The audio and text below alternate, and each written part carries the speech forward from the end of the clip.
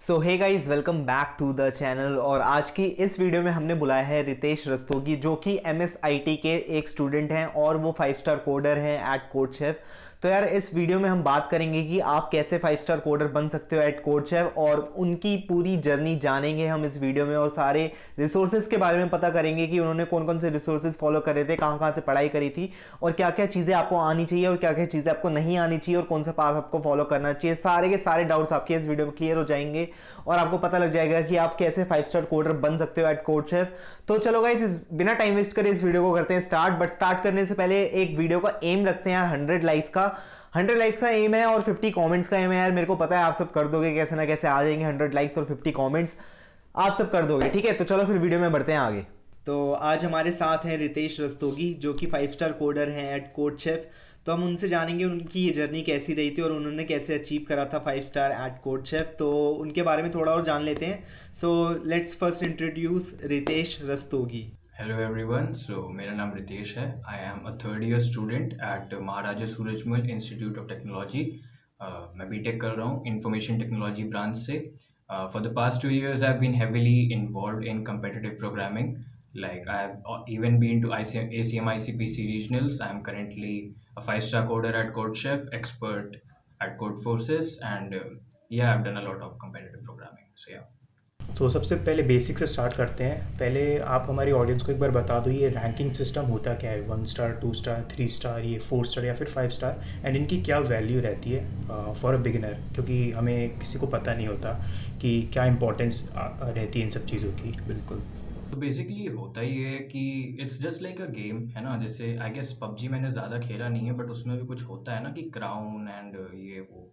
तो वैसे ही है, अगर एक पबजी प्लेयर अपनी एक रैंकिंग बताता है कि वो इस रैंकिंग पे है, तो तुरंत ही तुम समझ सकते हो ना कि वो किस क्वालिटी का प्लेयर है। इन the very same thing, code chef पे स्टार्स होते हैं। इसको इसमें रैंकिंग का ही एक सिस्टम है। यहाँ पे तुम देखते ही समझ सकते हो कि सामने वाला बंदा कितना अच्छा कोडर है। 1 स्टार से स्टार्ट होता है। जैसे होटल सबसे ज़्यादा 7 स्टार होते हैं, वैसे ही 7 स्टार्स तक जाता है।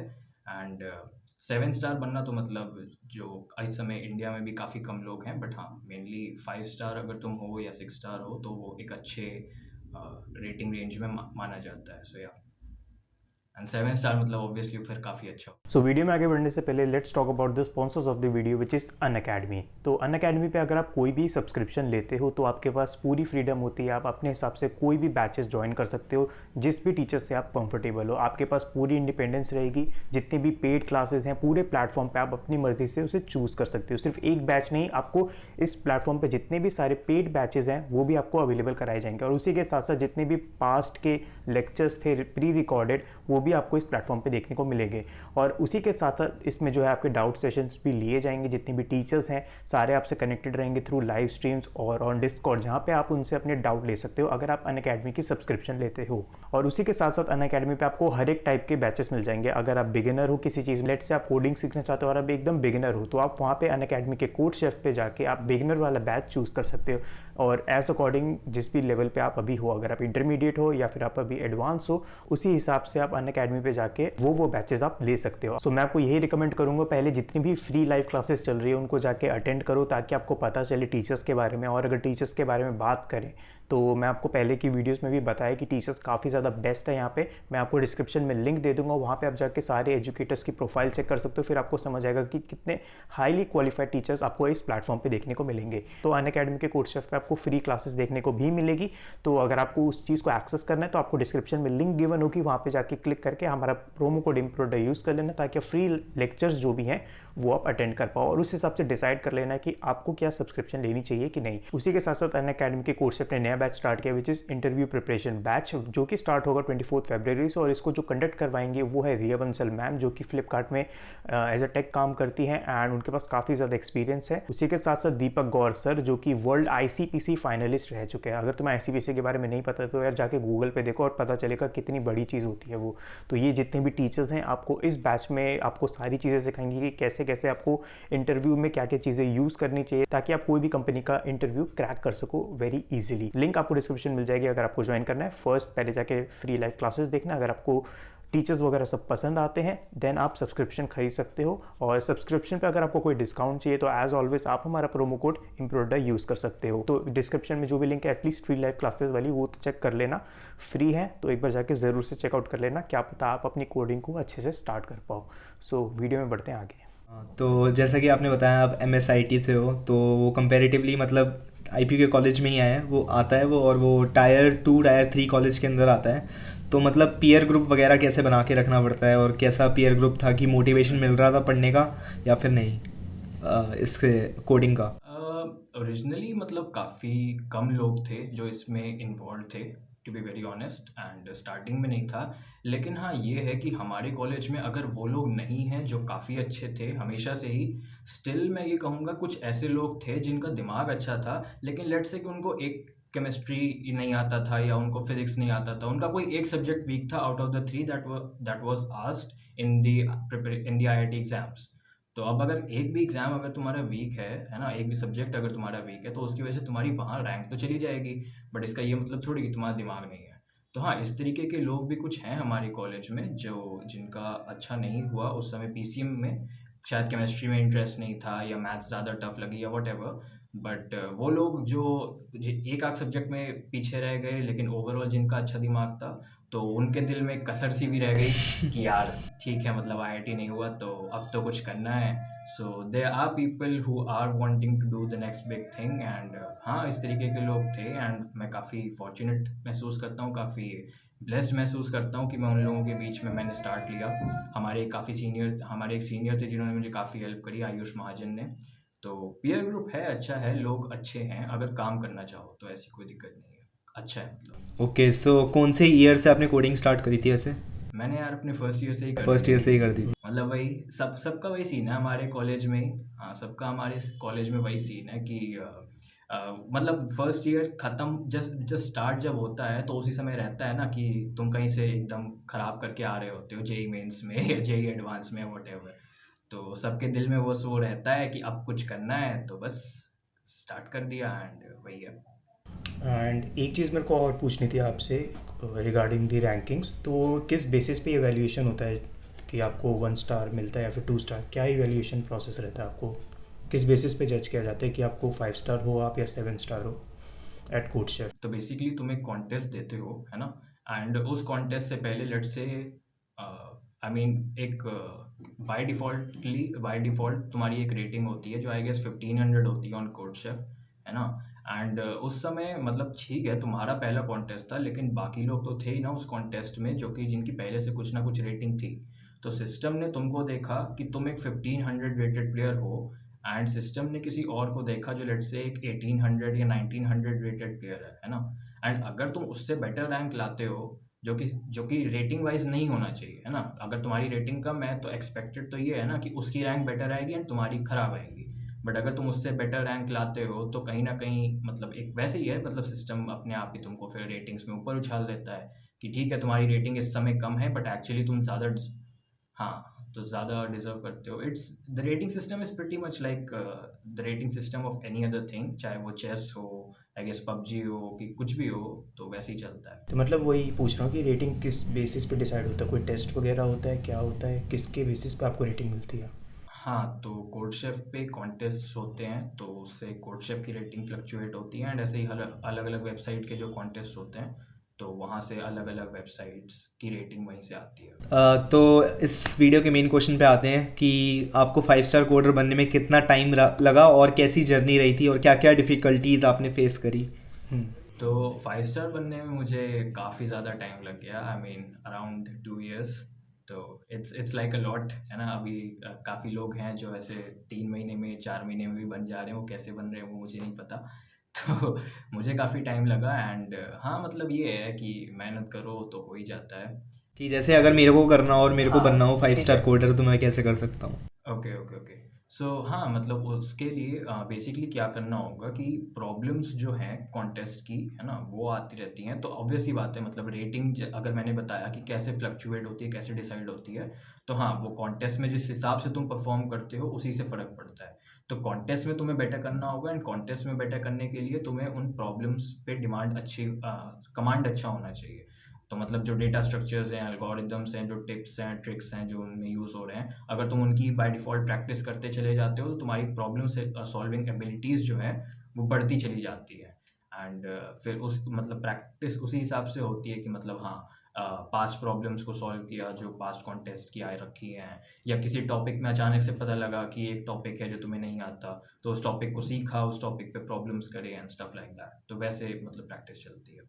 एक चीज़ और पूछनी थी, मतलब कि क्या इंटर्नशिप और प्लेसमेंट के टाइम पे ये जो आपकी रैंकिंग्स हैं इन कितना मैटर करती हैं, कितनी वैल्यू होती है, आपको क्या लगता है एज़ कम्पेयर टू प्रोजेक्ट? वो जो रैंक आई वो आई गेस आ गई, बस उसका उसका उस समय कोई लेना देना नहीं है, है ना? बट हाँ, अगर तुम एक किसी कॉन्टेस्ट में अगर तुम्हारी रैंक टॉप 100 में आ रही है, तो वो मतलब ऐसे ही नहीं ना आ गई, उसके पीछे कुछ एक तुमने किया होगा। तो वो जो तुमने किया है वो तुम्हारे साथ चलेगा आगे भी, है ना? एंड अगर कंपनीज़ के टेस्ट में फिर से ये कोडिंग टेस्ट अगर आता है एंड एक बार अगर तुम टॉप 100 में थे किसी एक टेस्ट में, तो हाँ, अब फिर से तुम बेटर कर सकते हो उस टेस्ट में।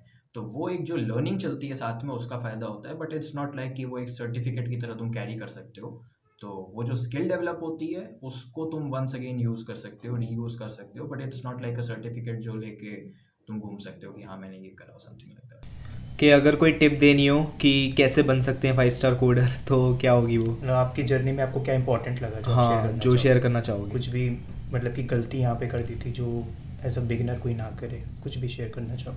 Okay, so the first thing is कि पहली बात तो मतलब 2-3 चीज़ें हैं जो मुझे लगती हैं। सबसे पहले तो मैं रेटिंग्स को लेके बोलना चाहूँगा। 5 स्टार बनना मतलब एक अच्छी रेटिंग चाहिए, है ना?